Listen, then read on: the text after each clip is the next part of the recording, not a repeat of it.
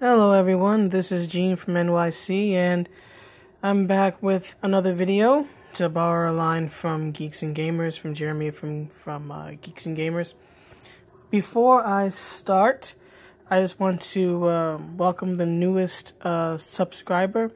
I believe the name is Sturgid Nathaniel. We know each other through Leanna's channel. Leanna K's channel, and I have no idea if I said your name right. I apologize if I said it wrong. I speak about two languages, English and sarcasm, and I don't do those too well either.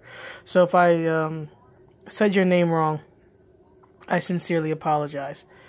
So nice to have you. I'm glad that you're enjoying the videos that I make.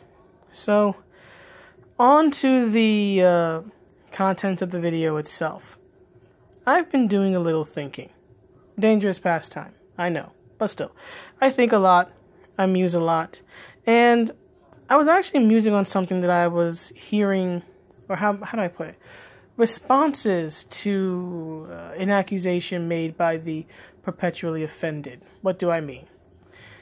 The perpetually offended, as they always do, are making a mountain out of a molehill. I know how this saying goes. A mountain out of a molehill. Out of Battle Angel Alita. Several articles have claimed that the character is sexualized because at a certain point she moves between bodies.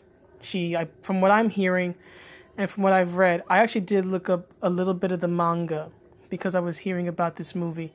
Because believe it or not, I'd actually never heard of it until now, which I'm kind of embarrassed about because, again, one of my favorite anime and manga ever is Ghost in the Shell, and somehow I totally missed Battle Angel Alita. Or, what is it, Gunam?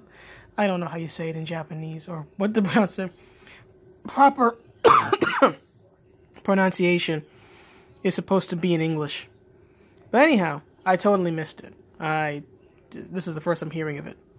So I have a lot of catching up to do. But anyhow, apparently there's this moment where Alita starts out in a younger body, a youthful cyborg body that was originally designed for a young girl. The father figure that takes her in, had originally designed a robot body for his sickly daughter. So Alita starts out with that body, and then later on, she moves on to, I believe, what's referred to as the Berserker body.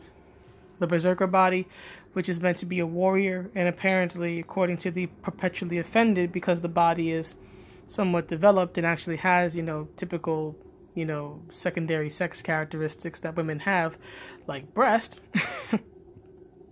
that it is now sexualized and therefore bad and whatnot. Plenty of other videos have made responses to that, and if you've seen those videos, you've probably seen my comments on those videos. So I'm not really going to tackle that issue itself, right? I don't believe for a second that the character is sexualized in the film from what I'm hearing, from what I'm seeing. What I wanted to do was actually propose a what if. This little controversy, or non-controversy really, got me thinking. And it got me to ask a question to myself. And I actually asked this question for several days, which is, what if they were right?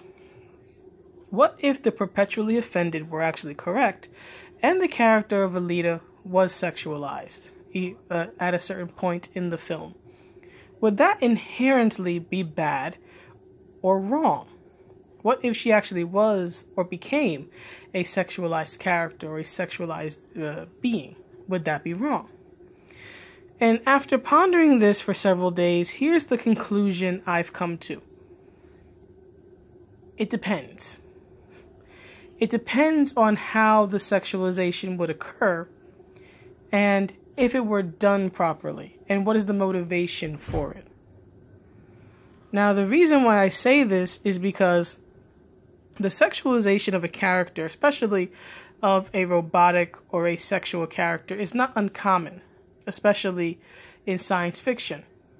Star Trek does it with at least one character every show. At least of the shows that I've seen. I can't speak for Discovery. Not interested. They lost me when Michelle Yeoh's character died two episodes in. But if you look at the history of Star Trek, right, they always have that one stoic character, sometimes an actual robot, sometimes just a very stoic or asexual character. And inevitably, the issue of sex and sexuality and all the things related to that, you know, love and romance and family and all that, does come up. You have Spock, you have Data, you have Odo, you have T'Pol, and that god-awful, terrible, ill-fated romance with Trip.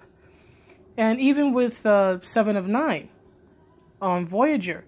In fact, her character development from Borg drone to human actually did at a certain point incorporate, you know, sexuality, such as, again, romance, sexual feelings, romantic attraction, dating, all that stuff. So I'm of the opinion that depending on how it was done, that sexualizing Alita, again, assuming it was done in a respectful way, a way that made sense for the character, made sense for the story overall, would actually have quite a humanizing effect on her.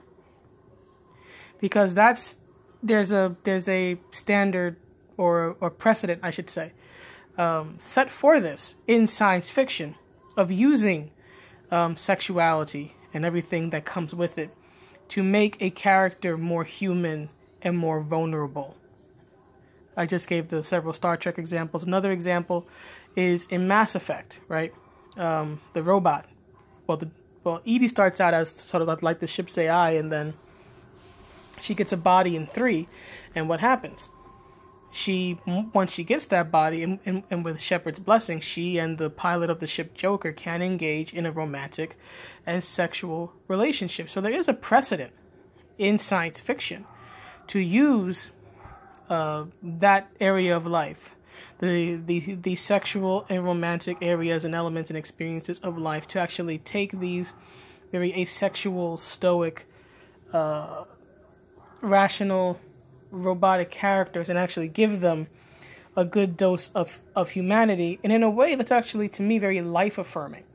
Being sexualized doesn't automatically have to mean being dirty or being, you know, slutty or whorish. I think the problem is that the perpetually offended and media have, you know, shamed sexuality to the point where any overt sexuality, right, is seen as, again, you know, this very dirty, shameful thing, which it doesn't have to be. Can it be that way? Sure. There's you know, plenty of entertainment and media out there that thrives on this very, you know, dark, you know, element of sexuality and sexual nature, right, and whatnot. But the display of it in and of itself does not necessarily have to be a bad thing. It just depends on the approach of it. And even in Mass Effect, although this character is not a robot, the character of Jack was actually humanized. Because if you play as not Femshep, sorry, wrong one, male Shep, and you decide to romance Jack, right? It's actually falling in love and romance that actually brings Jack out of her shell, and it helps her display this vulnerability that she's had for so long, and it also gives her a healthier view of romance and relationships. Because if you ever played Mass Effect, especially Mass Effect 2, right, when Jack talks about her romantic experiences and her sexual experiences, it comes from this very negative, dark place, a place of betrayal, a place of pain, a place of you know, being used and using the people who were using her. The funny thing is that Jack's early narrative of her relationships kind of reminds me of the song Rocket Queen by Guns N' Roses.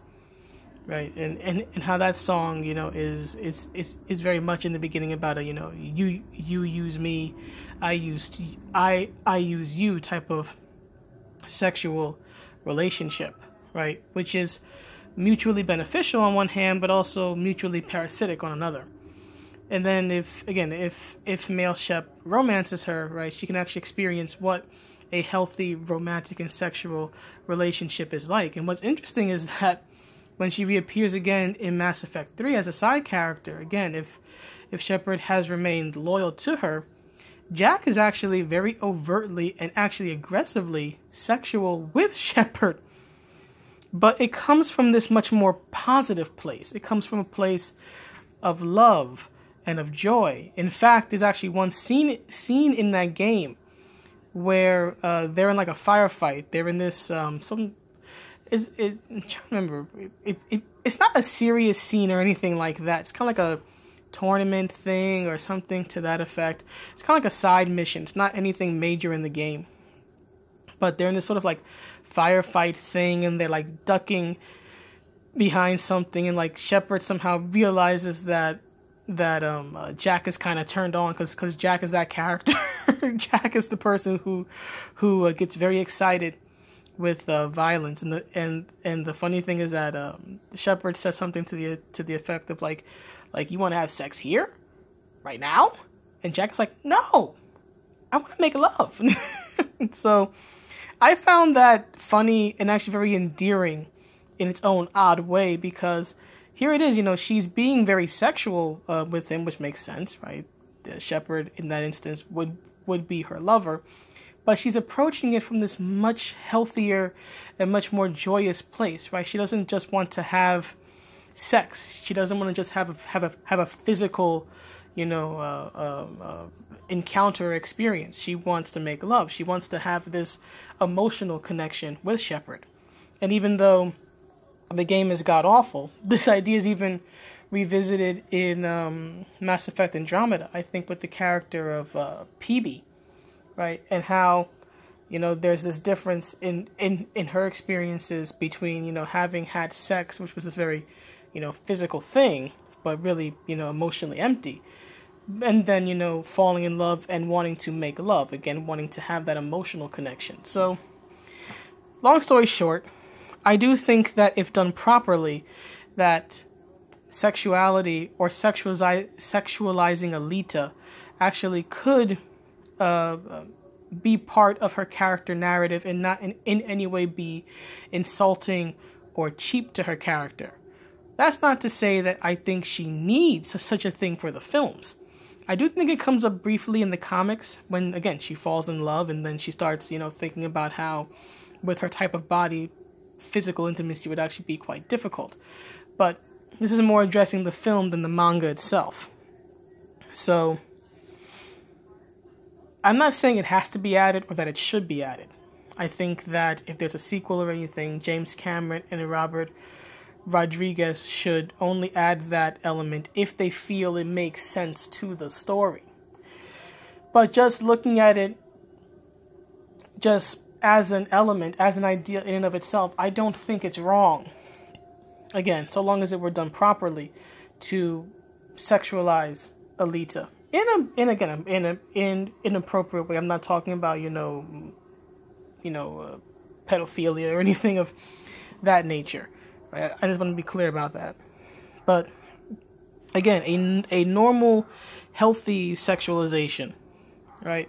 One that would say show her, you know, growing up and growing into, you know, going from a child to a woman, you know, growing from a machine made for war to an actual person, you know, wanting more than just, you know, being valued for something else and for something more than just, you know, combat and death and destruction.